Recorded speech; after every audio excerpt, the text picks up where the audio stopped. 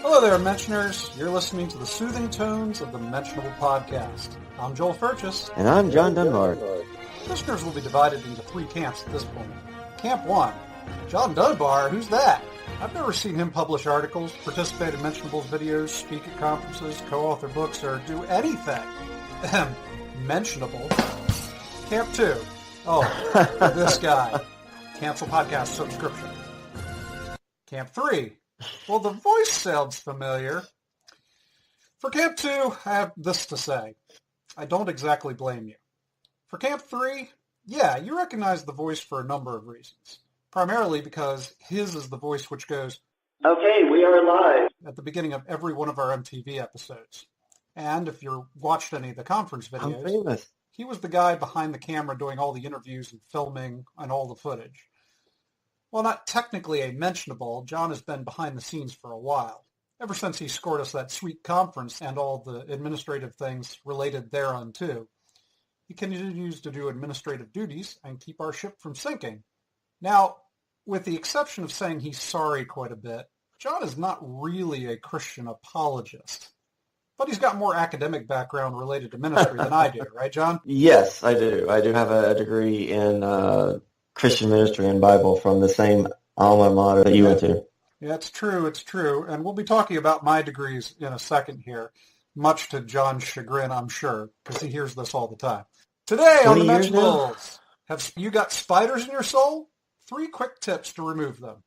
Also, looking to cure your pesky belief in God? The answer may just lie in magnets. So John is here to help me flesh out these ideas. But that doesn't mean we won't be hearing from Yes. the Mentionables team members in the near future. Tyler, Nick, Chad, if you guys are listening, let me just say, who am I kidding? None of the Mentionables actually listen to our own podcast. Want to seize this opportunity to talk smack about them on air, John? Well, I'm just going to say that I listen to the podcast, so I don't know if that's a good thing or a bad thing. Well, it disqualifies you for being a mentionable, that's for sure. Oh, so if I stop listening, do I get an honorary mention from now on? I think so. I think that actually elevates you into the ranks. I am not kidding when I say there is exactly none of the core members that listen to this podcast. In their defense, I listen to podcasts. It's what I do. I've got over 500 hours on my current podcast app, I think, and no one listens to their own podcast. So I guess technically it's a trend. It's a thing. I guess that's what all the hip kids say now. It's a thing. Yeah, I think it is. And, of So the anyway. 5 founding members, 3 of them have podcasts, and the 4th doesn't listen to podcasts at all. So that's how I got stuck doing this gig. Oh. Well, since we have Oh, this man. opportunity to speak smack, I've got some stuff. So I manage our website, Okay. thementionables.org. Yes, And you do. Everyone in the team has provided me with an approved profile photo. Tyler Velo's photo portrays him with a full, majestic beard. As any true Calvinist should have. Yeah, but we both know he shaved the beard and his wife won't let him grow one back. So this is basically the Reformed theologian version of using a profile pic of yourself when you were 18 years old. Tyler, you call yourself a Calvinist, but I call you a poser. And I have no shame in saying that because you'll never hear it. Got anything for me, John? Well, I was going to say that, it's funny that I would say that Nick is totally non-Calvinistic and totally non-Reformed, but yet he has a beard, and he has to constantly remind everyone that he does affirm the virgin birth. Is that the only thing he affirms? Is there anything else that he would say he affirms, like biblical inerrancy, the Trinity? I mean, all I ever hear him say is the virgin birth. Like, I'm kind of questioning his belief credentials at this point in time. Well, you are correct, but honestly, here's my theory. My theory is that he's pretty orthodox in all his views, but he has serious doubts about the virgin birth, so he way overcompensates for that by trying to quell anybody else's doubts about him. Like, oh yeah, I totally affirm the virgin birth. I really do. So that's Or it's just a smokescreen. The world may never know. Well, there's an article published on April 1st of last year that suggests that maybe he actually does not affirm the virgin birth. Sorry, that was April 1st of this year. Yes. Okay. All right. Well, launching into the material. John, you know this about me. I'm a sucker for all things brain and behavior related. This is completely by accident because I swear to you upon my fully intact left temporal lobe, which incidentally controls word recognition and decoding, that I never really cared about these things before I went to college. And then, on the day that I went to college, I was in the library and I saw a book about psychology. It was about, what was it about, John? I seem to remember it being about abnormal psychology. Right. Abnormal, to be exact. That's the one. Abnormal. And it was like fate. From that moment on, my fate was sealed. It might have been stolen as well. So then, through a delightful turn of events, which I won't recount to you again, I accidentally got a degree in psychology with a minor in sociology. Also as an accident. So what do I care? A degree is a piece of paper, right? Well, it just so happens that as a Christian journalist, I ended up following an atheist psychologist, also not on purpose. And a lot of the arguments I'm assessing are psychology of religion related. That was my entire early career as an apologist.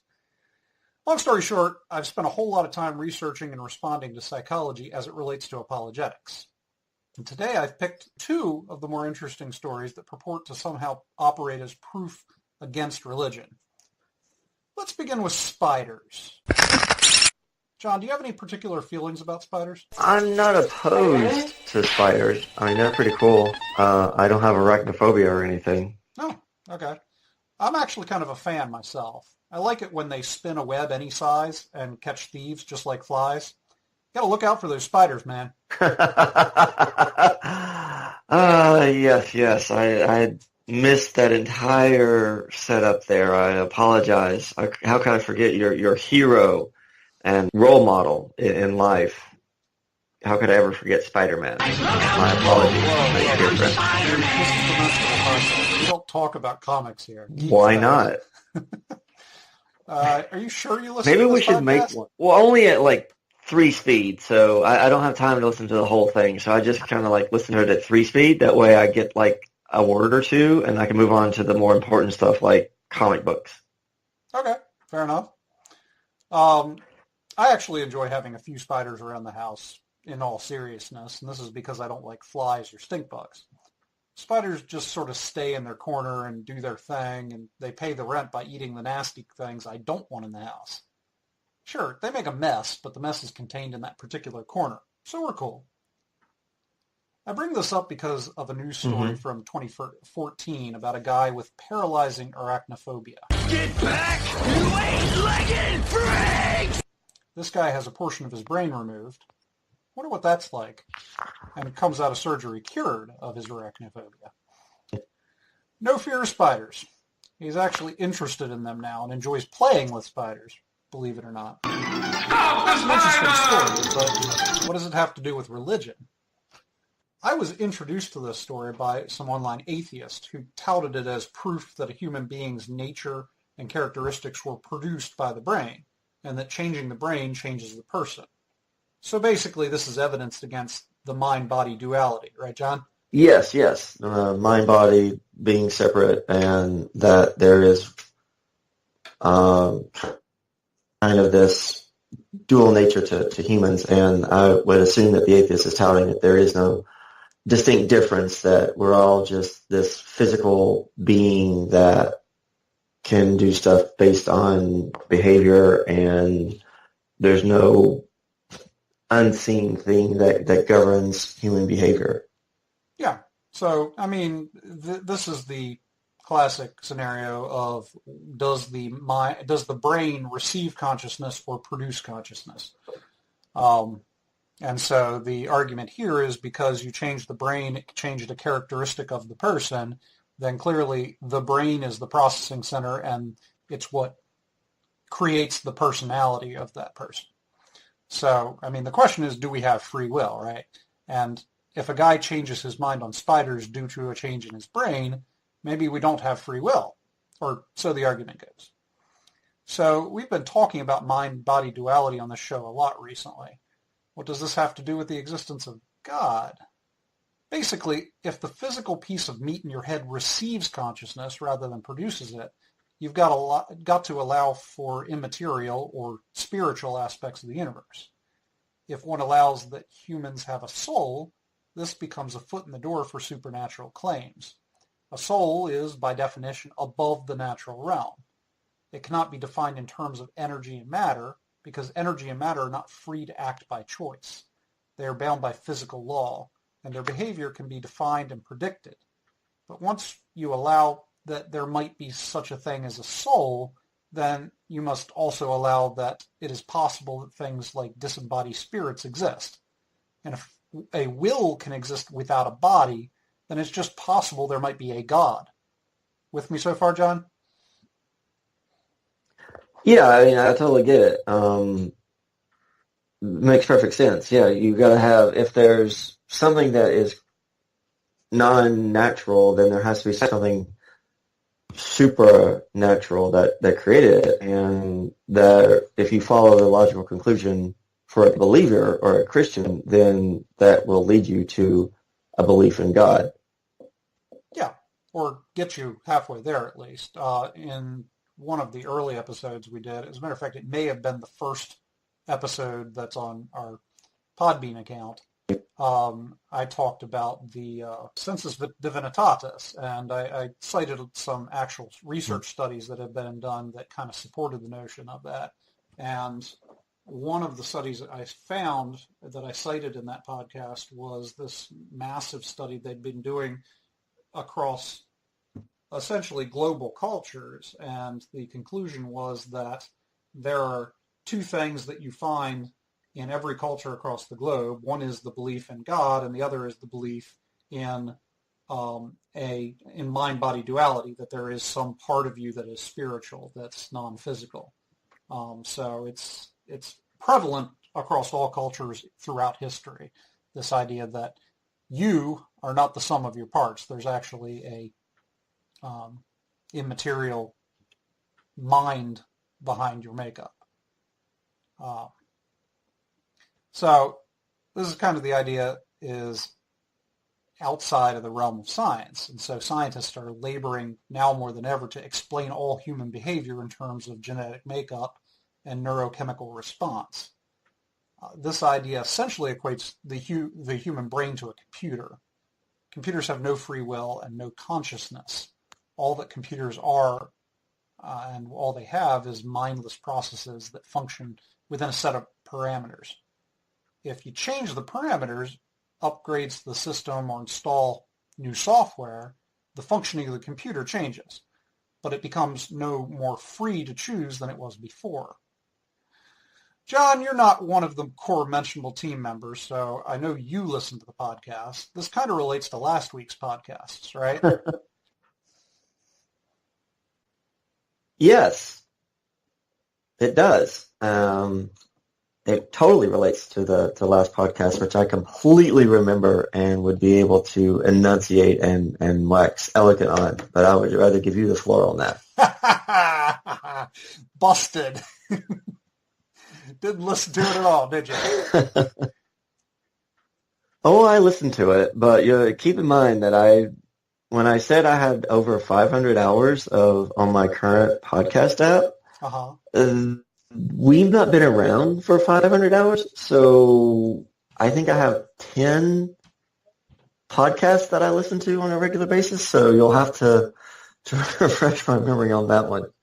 Okay, so it was a solo episode for me, and I was talking about artificial intelligence. Oh, yeah. If it were to gain consciousness, what would be the ethical dilemmas associated therewith? And, one of the conclusions I had was that we don't understand consciousness to a degree. Science hasn't nailed it down, and that's one of the things we're discussing right now. Is consciousness just part of the mechanical operation of the brain? And that carried over into the artificial intelligence podcast because if consciousness is just a byproduct of the functioning of the brain, then it's a mechanical process, and it's something we could reproduce theoretically in machines. So again, this is kind of what we're looking at here: is consciousness received or produced? and we're looking at the case study of this guy that lost his arachnophobia, right? Mm-hmm. So if a computer had a program labeled spiders, which locked the system up and caused it to reboot every time the program was run, and then someone came along and fixed the software problem with spiders so that it ran smoothly, this would be similar to what was done to this gentleman in the news story. At least that's the theory. But before I get to my dazzling rebuttal, you have a take on this, John? Right. I would say, for me, I think phobia is kind of a learned experience, and so I believe it to be a part of the brain that had been impacted. And so since science doesn't completely understand how the brain works, I mean, we only recently got away from ice pick lobotomies. And so I think it's very possible that, removing a part of his brain in order to compensate, the brain has moved this fear out. It's like, well, I don't have room to think about worrying about the spider if I got to handle whatever this one part of my brain that is now missing used to handle. It just rerouted the circuitry around this phobia, and therefore the man is cured. I don't know that this, would necessarily disprove that, you move out the God portion of the brain and you'll be fine. I don't see that following. It's nice that you said that, because that's going to segue right into the next thing I present. But at any rate, yeah, so, it's recognized that if you change the geography of the brain, you change something about the person. I know this guy who got his right temporal lobe removed, and this guy that I know that had his right temporal lobe removed was told that the things controlled by that were associating facial expressions with emotions, and also the possibility that it would be the inability to pair lyrics with tunes, so that you can never no longer do that. Now, this guy that I know that got his right temporal lobe removed didn't have the facial expression problem, at least that he knows of, but he is having a little more difficulty remembering tunes to go with lyrics and vice versa. So, again, changing the geography of the brain does change certain aspects of the way a person thinks. So the question before us is, does that actually change the person? Is that part of their consciousness, or at least evidence of consciousness? The answer would be yes. Okay. Fair enough. The person is changed. I mean, you not as similar, but similar. If I have my arm amputated or have another arm grafted onto me, I am not the same person that my mom gave birth to so many eons ago. I am now changed. And so, again, not similar, but almost similar is to a person who has their, this individual that I may know who had this partial lobotomy. This is obviously something that has changed in the person. I don't know that it would be necessarily. I think so. Wow. I think we were fairly good friends at some point in time. We've got a shared friend then. All right, well, I see an obvious flaw with this theory. And that flaw is this. A phobia does not equate to a choice. It does not even equate to the illusion of a choice. A man may freely choose to purchase and own a pet tarantula. However, if the sight of the tarantula sends him into a panic, this is not by his choice. I mean, presumably if he was able to choose, he would elect not to have a crippling phobia. So in terms of arachnophobia, you can easily see how this was, in fact, a very physical aspect of his brain's makeup, and not a free choice. The fact that the brain has certain parameters and limitations which restrict a person's exercise of free will doesn't prove that free will doesn't exist. It just proves that it is bound by the limitations of the brain with which it interacts. So you can think of this as the person behind the computer. The person is free to operate the computer however they like, but they cannot make the computer run programs that are not installed, nor may they make the computer do things which is not programmed to do. Alright, so I'd like to cite a fairly well-known psychology experiment done somewhere in the 60s or 70s by a psychologist named Walter Mischel. And John, I'm going to spare you the part of the segment where I go, you heard of this guy? Actually, interestingly enough, I have not heard of him, but I am intimately familiar with the marshmallow experiment.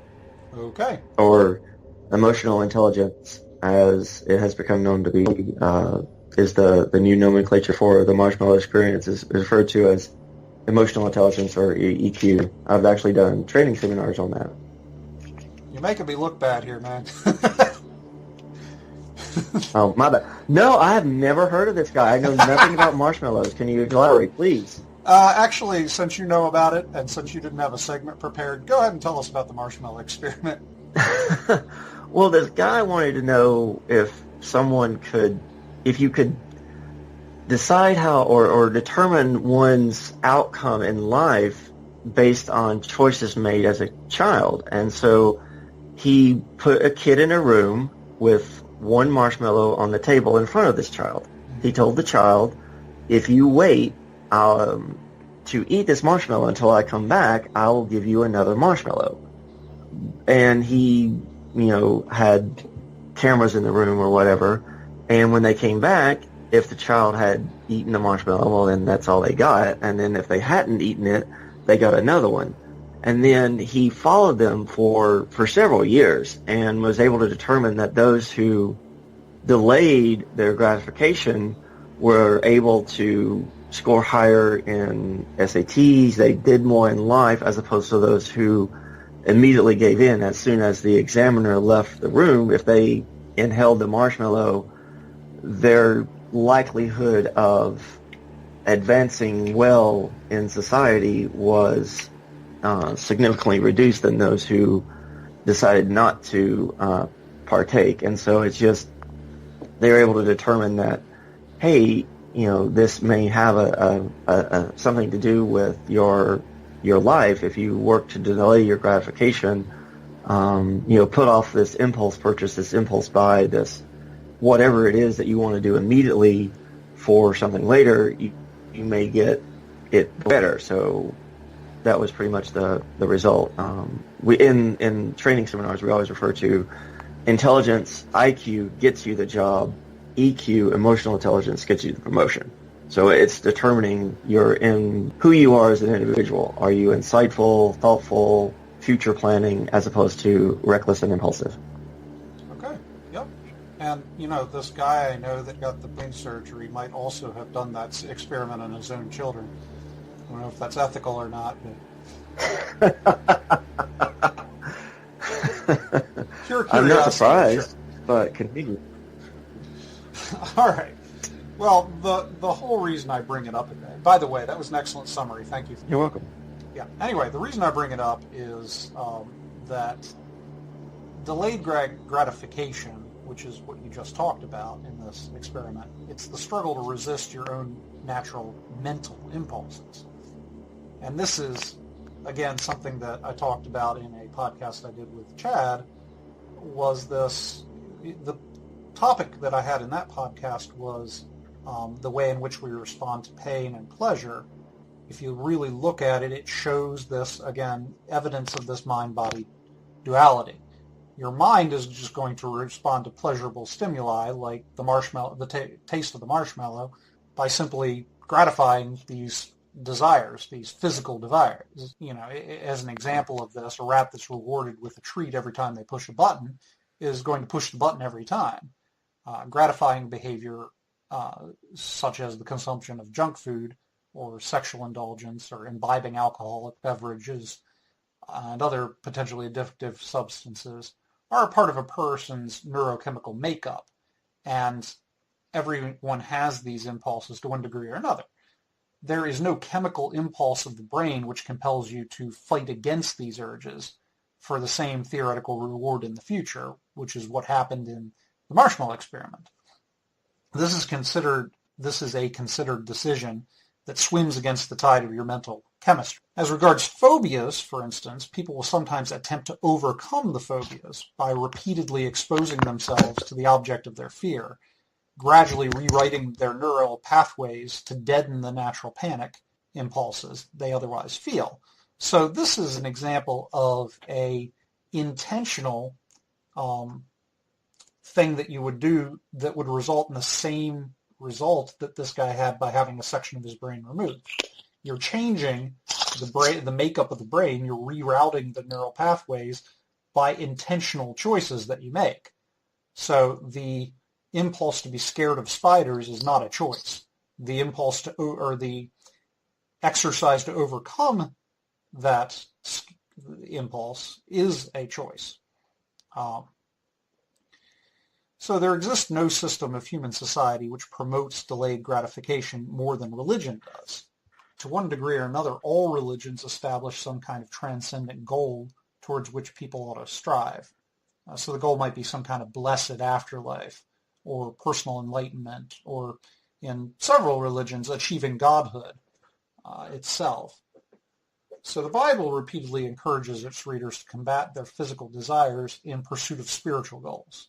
So, for instance, the passage in Deuteronomy that says man does not live by bread alone, but by every word that comes from the mouth of the Lord. And this is the same passage that Jesus quotes with the temptations he receives from Satan in the wilderness. So fasting is what he was doing in the wilderness there. And the practice of fasting is a denial of physical impulses. So the entire time you're fasting, your body is telling you to eat something, but you're using your will to go against those impulses. So it's a very acute example of this evidence of mind-body duality. You're actually striving against the physical desires of your body. And what the Bible seems to suggest is that spiritual needs are superior to physical needs, such that physical needs must be placed in subjection to your spiritual needs. That's the whole idea behind fasting. So, any thoughts on that, John? Mm-hmm. I follow. Okay. No, I was going to say I agree. I think that we definitely have in Scripture this denial of self to put forth a better you, if you will, as a believer. And so, yeah, we're constantly referred to or admonished in the Bible to deny the lusts that we have, either, and that can take form in anything, sexual acts, food, video games, whatever. You're to deny the physical to spend time on the spiritual. During the fasting process, I'm abstaining from food and I'm using that time to pray or to study scripture or to do whatever to feed my spiritual side as opposed to my physical side. Right.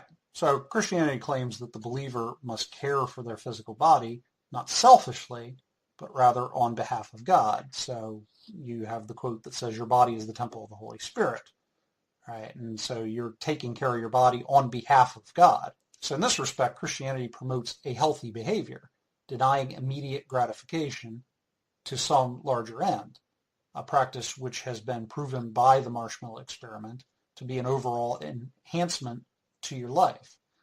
The denial of the physical makes the existence of transcendental all the more likely. So the argument I just made was one I also made in the episode with Chad that I was talking about. The mind-body duality is demonstrated in the way that the mind often acts in tension with biological functions.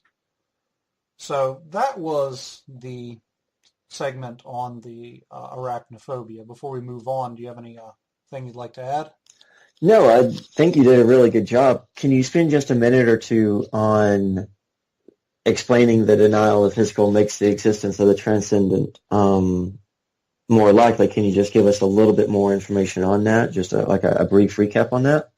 Sure. So you have this hierarchy of needs that we've talked about before, and the idea is that you start with basic physical needs like satisfying hunger and thirst and the need for shelter and physical comfort. And then once you've met those needs, you have the need for safety. And then it builds up. From safety, you want some kind of security. Then you want some kind of love or physical affection. And then building up from there, you want, achievement, personal achievement.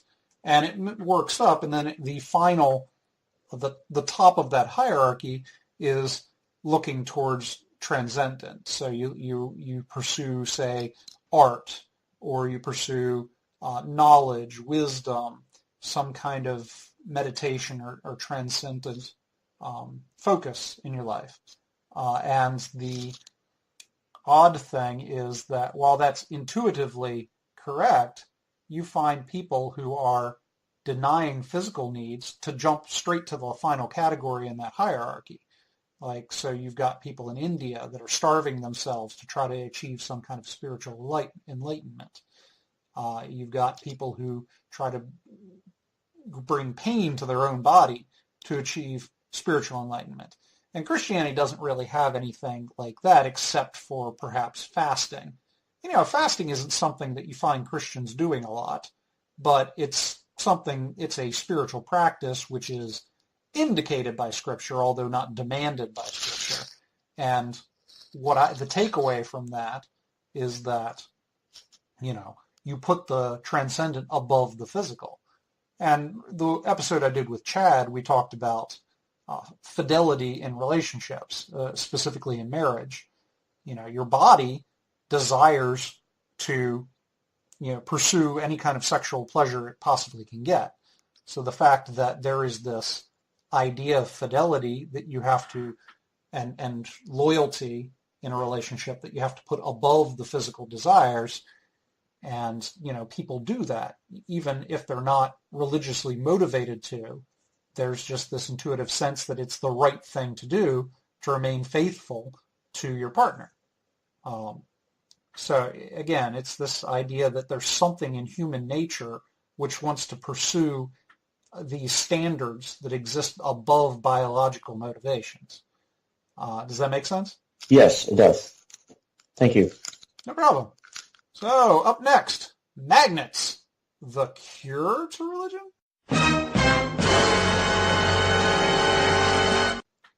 So here I'm discussing a 2015 experiment from the University of California, the gist of which is that they temporarily dampen the activity of certain areas of the brain, and the result, allegedly, was to, quote, reduce belief in God. Now, the God thing was one of two prongs of the experiment. They also reduced fear of illegal immigrants. I guess that was a thing back in 2015, but it seems especially pertinent these days. It's relevant to modern news for reasons which I will allow listeners to determine by themselves. So I'll touch on the immigrant thing a little bit while explaining this experiment, but due to the nature of this podcast, what we're really going to talk about is the God thing. All right, so electromagnetic energy. We've known this for a while, that significant exposures to magnetic energy can lead to altered states of consciousness. Scientists have suggested a link between exposure to electromagnetic fields and a person's thinking they've seen a ghost. And so you'll see this in these shows that try to debunk these, ghost sightings, essentially, where they say, well, this is a person who spent a lot of time around computers and, they had a lot of electronic things set up in their walls. And, this could explain the experience that they had. I've literally heard that exact explanation.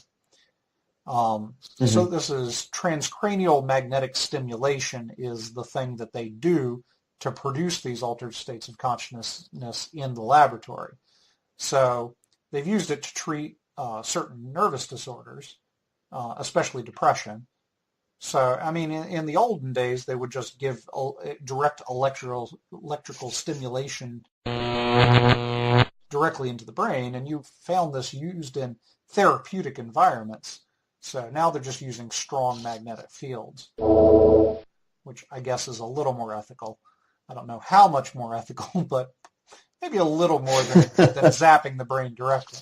Well, I would imagine that the the family is less concerned to see just this kind of box around the head as opposed to these electrodes being attached to the patient's head with a bite plate given to them. When I was taking courses in psychology, they were saying that it seems really caveman-esque to put electrodes on the brain and deliver electrical stimulation directly into the cranium, but they said that this is actually, it brings kind of a peace and a really good feeling to the people that it's done to, and it doesn't do any actual damage. So apparently it was legit, but they don't do it anymore, and I'm kind of glad they don't. They do this magnetic thing instead. As you were saying that, we've advanced to magnets as opposed to electrodes, and it just goes back to my earlier joke of we've only recently come out of the ice pick lobotomies. I was just reading an article the other day. It's like this guy it was an old article, but he was like, like a 15-second lobotomy with an ice pick. You just shove it up there, wiggle it around a little bit, and you're good to go. So yeah. We've advanced a little, but not a whole lot in that aspect of things. Well, I don't know. Brain surgery is pretty advanced these days, for which I'm very grateful. But at any rate, they've done these experiments with transcranial magnetic stimulation. I'm going to call it TMS for now on, where they've been able to target specific areas of the brain, and they've successfully simulated things like alien abductions or near-death experiences or out-of-body experiences, and they use that as the explanation for these things. Now, the fact that they have to hook electrodes up to, put a magnetic box around the brain and, focus it on one area of the brain and then just use a lot of electricity to create the brain, the field that affects the brain. It seems to argue against this idea that, these are experiences that are produced directly by the brain. But I think the point is that they're saying if there was some kind of high activity in that center of the brain, for whatever reason, that may explain why people have these very real experiences of paranormal nature.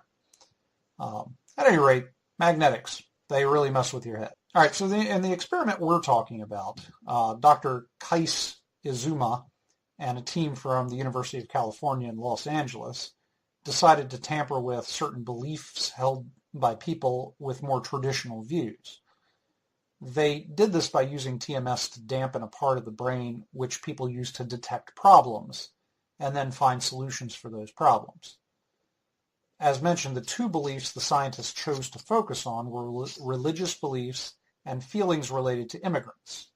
The team started by screening the applicants to experiment to make certain the crowd they chose held the beliefs they were targeting. Such screening processes generally involve questionnaires with dozens of redundant questions about the subject matter. The redundancy in this test is to make certain that the person answering is genuine by making certain that they answer the question consistently. This is actually pretty common in any kind of personality test. You've taken tests like this, right, John? Too many times to count. So you know exactly what I'm talking about. Yes, I do. Well, I can tell you that I generally flunk this kind of testing. I register as unstable or just generally messed up when I take these tests. And the reason is because when I see them asking the same thing with different wording, I start to second guess myself and think, hey, maybe I was wrong. Maybe I am a little more secure than self-doubting, but I'm also more insecure than confident. Why am I not surprised? All right, so this particular experiment was measuring beliefs related to God and to immigrants. The questions would likely have been on a scale so that teams could get a percentage of the intensity of the beliefs that the person in question held. So like, on a scale of 1 to 10, how do you feel about deporting undocumented immigrants, with 1 being strongly in favor and 10 being strongly against? Or how frequently do you pray? Options: several times a day, several times a week, several times a month, several times a year, or never. So those are samples of questions that might have been on this test. I haven't seen the test. I'm just guessing here based on my knowledge of these things. Anyway, once they've identified the person, the people who are generally unfavorable towards immigrants and fairly religious, the team would then separate the subjects into control groups, and the control groups, when they do the electronical stimulation, they're going to stick the control group in a box and then have a bunch of Christmas lights flash and, maybe play some Depeche Mode in the background. Enjoy the silence. And make them think they've gone through some kind of experiment when they haven't. And then the actual treatment group were subjected to the TMS. And then next, since the area of the brain being affected dealt with A, detecting problems, and B, seeking solutions, the team would need to produce some kind of trigger which these participants would see as a problem and resort to a solution. As it relates to religion, the team chose death as the worthy trigger. As predicted, when asked to contemplate death, the subjects from the control group did tend to fall heavily on the religious beliefs as the solution. So, to give you an example, they would trigger them by asking them a bunch of questions about death. How often do you think about it? Have you ever had thoughts of committing suicide? I don't know, have you ever had a loved one that died? How did this affect you? Just general questions about death. They didn't really need to get the results of those questions. That was just used as a trigger to then find the solutions. And what they found is that people in the control group would then answer questions like, how often do you think about heaven? Do you believe in hell? What is your opinion on angels? Just general questions after they've been triggered about death. Now, what they found with the control group is that once they've been triggered with these thoughts about death, they would answer higher on the 1 to 10 scales for these questions about religion. And then the ones that received the treatment, on the scales, they registered 32.8% less, quote, belief in God, angels, or heaven than did the control group. So these two groups were then allowed to read several essays about the United States, one of which was very critical of the U.S. and told the people who were reading it that these essays were written by immigrants. And then they started to give them testing on how favorable they were towards immigrants. The subject group did not find this essay as threatening as the control group did. So that's the whole experiment. They went through the TMS, and then on the other side they were triggered. One with thoughts about death, and then they gave them a questionnaire about God, heaven, and angels. And then one group with an essay critical of the U.S., and then questions about how favorable they were towards immigrants. The ones with TMS tended to be a lot more paranoid about immigrants and embrace these religious ideas more. And then the ones that hadn't gone through, the control group, didn't have the same intensity. I'm sorry, the other way around. The ones that went through didn't have the intensity. The ones that didn't were more paranoid. All right, so that's the test. Okay, so people have certain ideologies which they look to for comfort when they feel threatened. In this experiment, they were affected by a magnet and then presented with particular threats, these threats being death and immigrants who speak out against your patriotic idealism. Under normal circumstances, these particular people would have fallen back upon their religious belief for comfort in the face of death and upon their patriotic and political ideology in the face of alien infringement. However, after having their brains affected by the TMS, they were less likely to feel threatened by death or by immigrants, and therefore they didn't reach for the ideological comfort blankets they ordinarily would have. This would make sense in light of the fact that these same methods are used to treat anxiety and depression. So when a person enters the study and is prompted with a questionnaire which asks them such things as, in light of your impending death, how much do you lean on your belief in God for comfort on a scale of 1 to 5? And they would answer 5. And then leaving the study, they answer 2 to the same question. the scientist concludes that they have experienced a significant decrease in their beliefs about God. However, I'll quote a pundit who spoke critically of this particular experiment. He says, quote, "Scientists in some fields have convinced themselves that they can quantify the unquantifiable. They believe hideously complex human emotions can be adequately represented on a scale of 1 to 5, or some other bounds. For instance, on a scale of -4 to 4, how much do you agree with the statement, 'There exists an all-powerful, all-knowing, loving God'? Before you answer, consider, is the distance in belief from 3 to 4 the same as it is from 2 to 3, or from 1 to 2, and so on? Are these distances exactly the same in all people?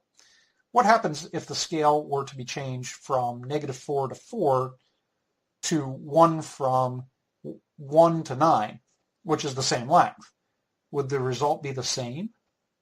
Does everybody agree on the precise definitions of all-powerful, all-knowing, and so on?" End quote.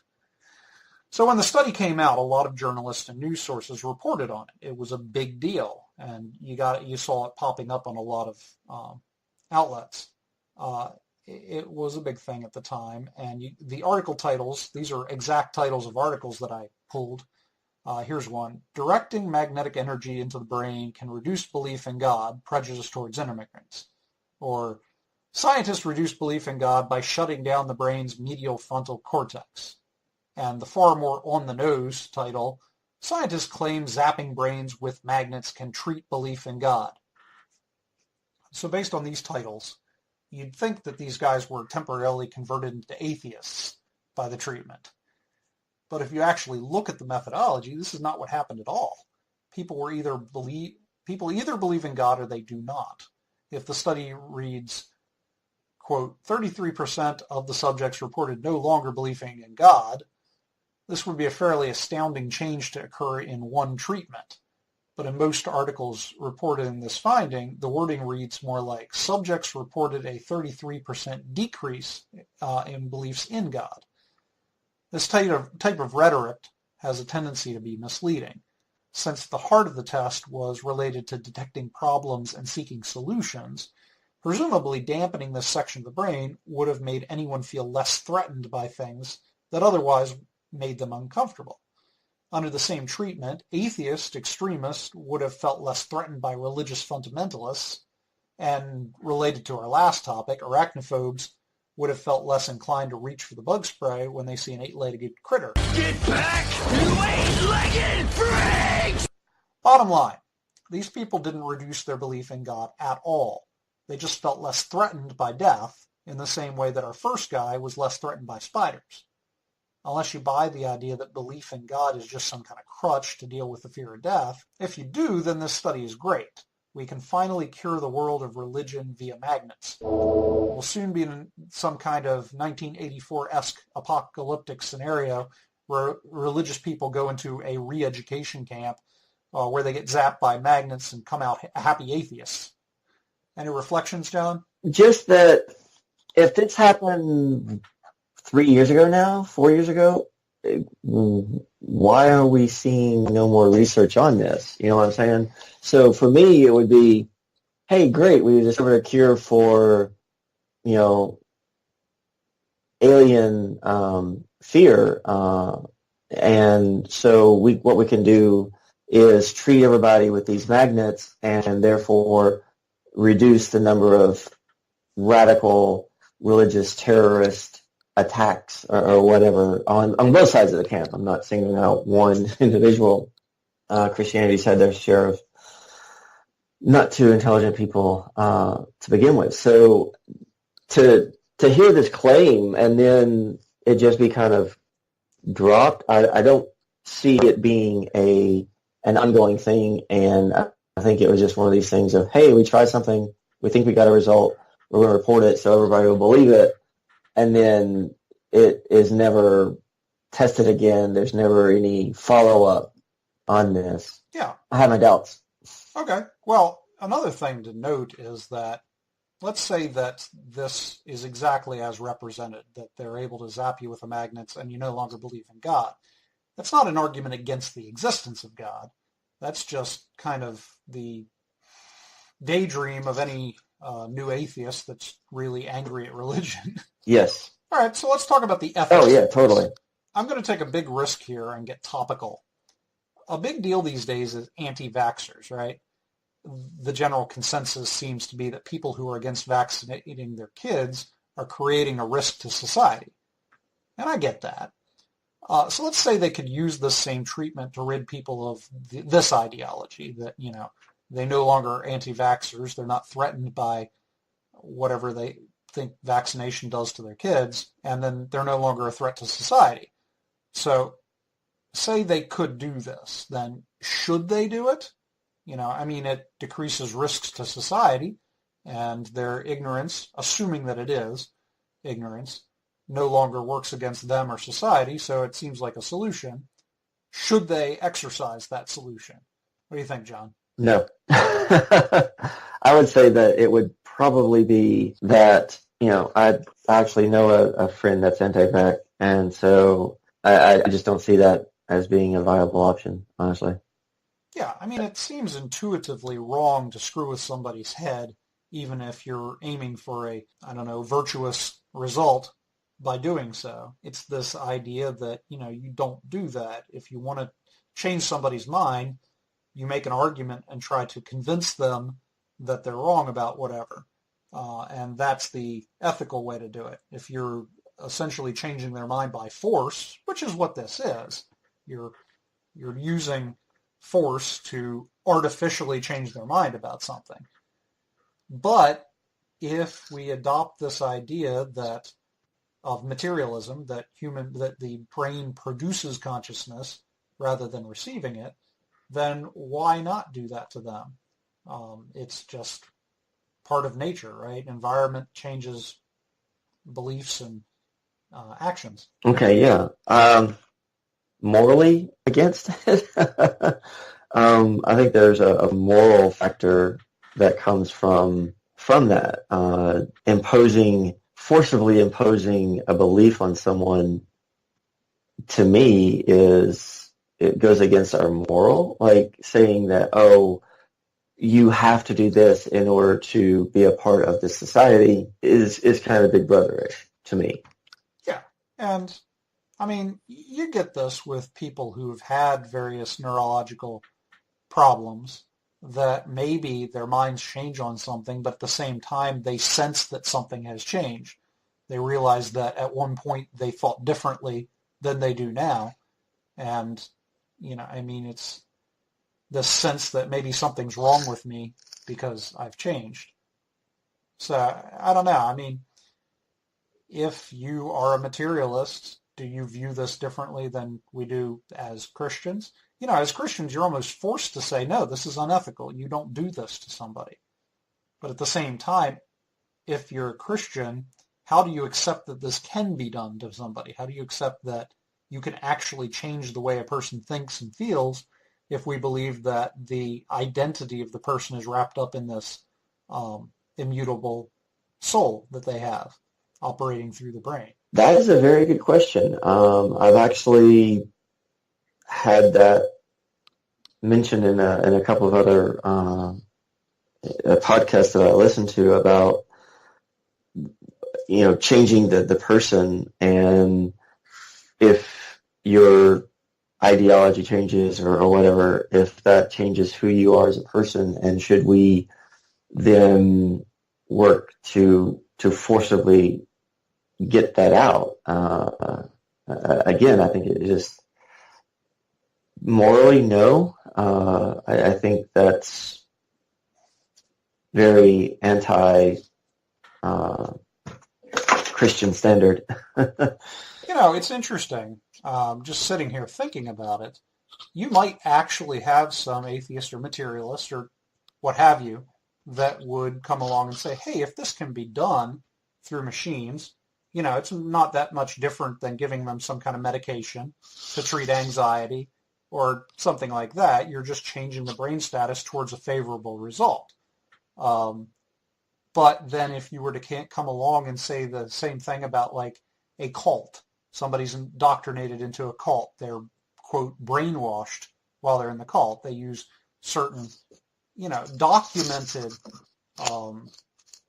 treatments, if you want to call them that, so to speak, to get a person to change their mind or to adopt something they wouldn't otherwise have done, and they'll use things like sleep deprivation, artificial stimulants, just a variety of things, sexualization, things like that, to get a person to start thinking differently than they did. And I imagine if you're talking about in a cult scenario, your atheist or materialist would be very much against it. But what if it results in the exact same result that you got out of zapping them with a magnet? What makes one more ethical than the other?